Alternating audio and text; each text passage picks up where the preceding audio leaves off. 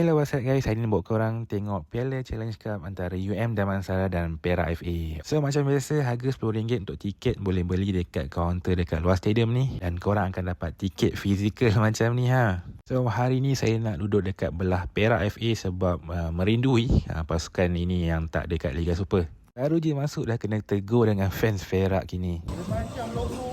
Ha? Logo dia macam Malaysia. Okey, sedikit fun fact, kedua pasukan pernah bertemu 2 kali dan 2 perlawanan tersebut berakhir dengan 1-0. Dan paling menarik, dua-dua perlawanan tersebut dimainkan pada waktu hujan. Dan ironinya game hari ni pun hujan. Adakah keputusan akan kesudahan 1-0 juga? Sama kita nantikan. Perlawanan hari ini juga melibatkan pemain warisan terbaru Damansara, Wan Khuzri. Position Wan Khuzri lebih menyerang dan dia adalah di posisi nombor 10. Game terikat 0-0 di separuh masa pertama, tapi ada chance dari Atras ni kira sedap lah.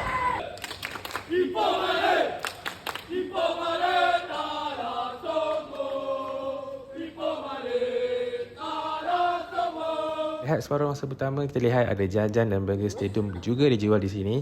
Dan sebenarnya Arena ni kalau korang nak sewa main pun boleh. Ni harga dia. Untuk view luar stadium ni ada nampak menara pucuk rebung, pucuk paku bangsa. Nama pun adalah kerusi belajar macam ni. Kita tengok apa dalam ni. Ada surat lah, surat cinta ke apa ni. Kita baca sikit.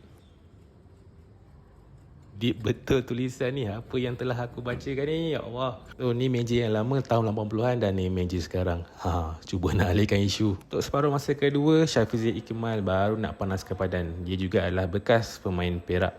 Game agak santai sampaikan ada lecture, sign paper budak. Betul-betul multitasking ni. Believe it or not, akhirnya perlawanan ini tamat dengan 1-0. Tapi milik Perak FA.